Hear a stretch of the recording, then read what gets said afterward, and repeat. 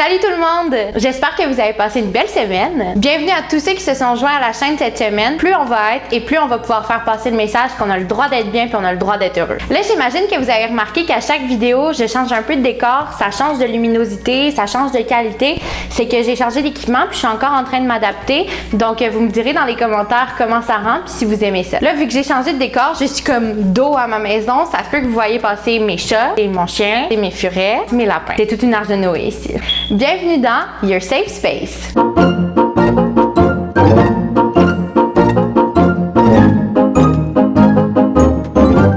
Cette semaine, je voulais parler des différences entre les introvertis et les extravertis parce que je trouve qu'on parle souvent des extravertis, mais par contre, les introvertis, c'est comme un sujet qui est moins connu.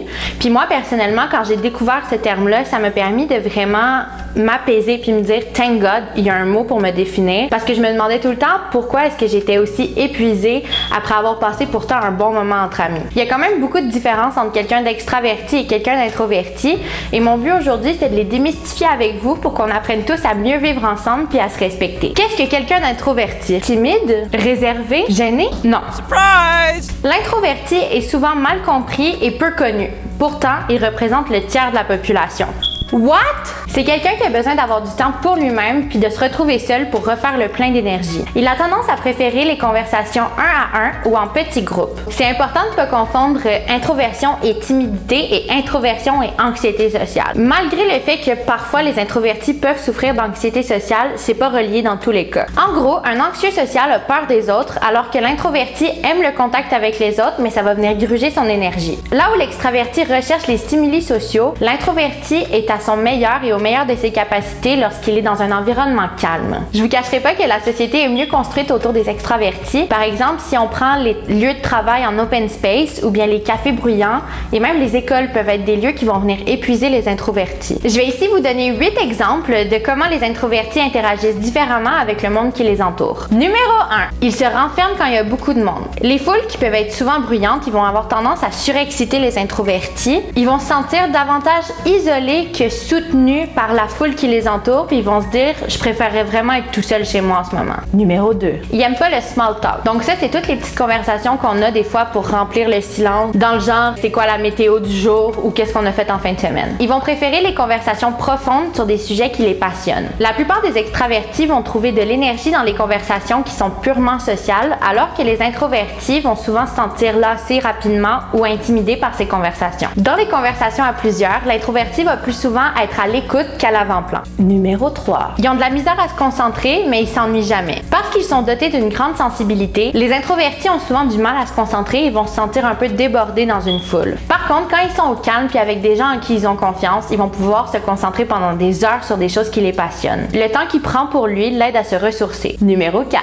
Ils s'orientent vers des carrières créatives et solitaires. Les introvertis préfèrent se concentrer sur une tâche à la fois et ils préfèrent aussi avoir le temps de réfléchir avant de prendre une décision ou avoir à faire une action. Ça fait qu'ils vont souvent se diriger vers des emplois qui leur permettent d'avoir une stimulation intellectuelle, mais sans avoir peur d'être dérangés par leur environnement. Numéro 5.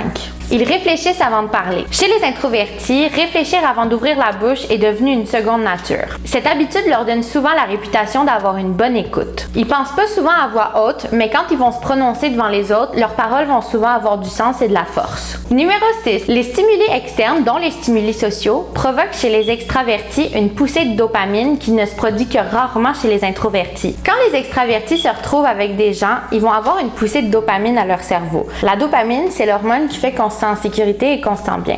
Chez les introvertis, ça va se produire beaucoup plus rarement, ce qui fait qu'ils vont se sentir moins à l'aise avec les autres. C'est purement biologique et c'est hors de leur contrôle. Numéro 7. Ils ont du mal à parler au téléphone. Il y a plusieurs raisons pour lesquelles les introvertis vont filtrer leurs appels venant de leurs amis, de leur famille ou encore pire, des inconnus. C'est rien de méchant et c'est contre personne. C'est juste que l'introverti, quand il est dans sa bulle, il peut être en train de lire un livre, d'écouter une émission ou de faire quelque chose qui l'intéresse. Il va ressentir la sonnerie du téléphone comme un stimuli externe, ce qui va venir le distraire distraire dans son occupation et qui va le rendre inconfortable. C'est pourquoi l'introverti va préférer avoir un message vocal ou un texto pour avoir la chance de rappeler la personne quand il va se sentir prêt et à l'aise. Numéro 8. Quand les introvertis ont besoin de s'isoler, ils vont se refermer sur eux-mêmes. Susan Cain, qui est une autrice aussi introvertie, a écrit quelque chose qui pour moi a vraiment résonné. La solitude, c'est important et pour certaines personnes, c'est aussi vital que l'air que nous respirons. Une blogueuse du HuffPost, Kate Bartolotta, a très bien expliqué la limite que les introvertis peuvent ressentir en écrivant. Je veux juste prendre mon petit cahier parce que je vais vous lire exactement la citation. Imaginez que chacun de nous dispose d'une tasse dans laquelle on place notre énergie. Pour les introvertis, la plupart des interactions sociales impliquent de vider progressivement cette tasse, alors que les extravertis auront tendance à la remplir.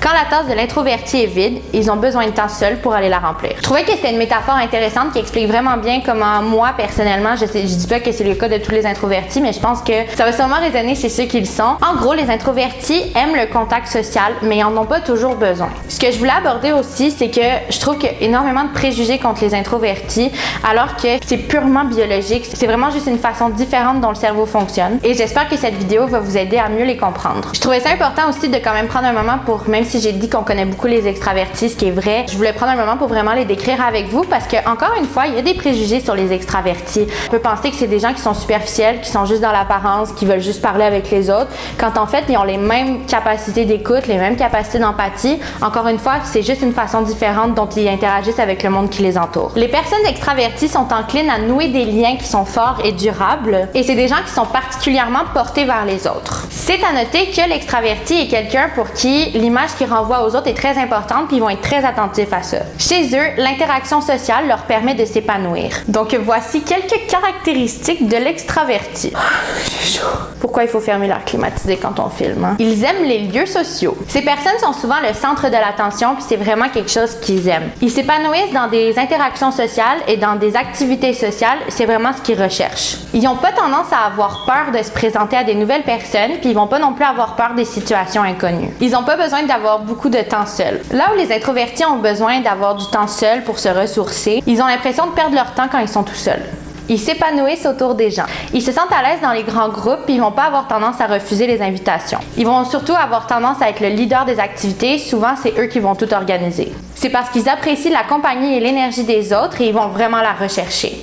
Alors que les introvertis vont avoir tendance à intérioriser leurs problèmes et à réfléchir dans leur tête, les extravertis vont avoir beaucoup plus tendance à aller se tourner vers les autres, à poser des questions, à décrire leurs problèmes dans le but de trouver une solution. Ils n'ont pas peur du risque.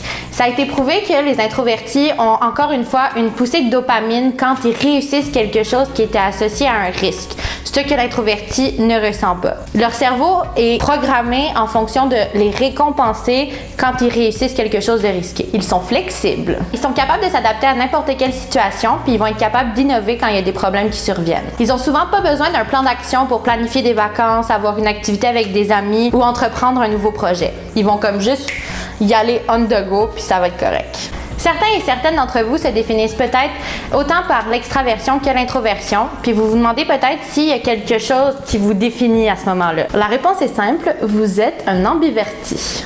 L'ambiversion peut vraiment être un atout dans votre vie de tous les jours parce que vous êtes des gens qui sont capables de vraiment s'adapter facilement. Par contre, l'ambiversion a aussi son lot de points négatifs. Les ambivertis peuvent avoir de la misère à trouver c'est quoi qui les rend heureux, c'est quoi qui les fait s'épanouir à un moment ou à un autre. Les extravertis savent qu'ils veulent être avec les autres, les introvertis savent qu'ils préfèrent être seuls, les ambivertis sont entre les deux puis ils se disent mais qu'est-ce que je veux moi? Le conseil que je donnerais à ce genre de personnes-là, c'est vraiment de souvent prendre le temps de vous poser des questions, vous dire qu'est-ce que j'ai besoin en ce moment?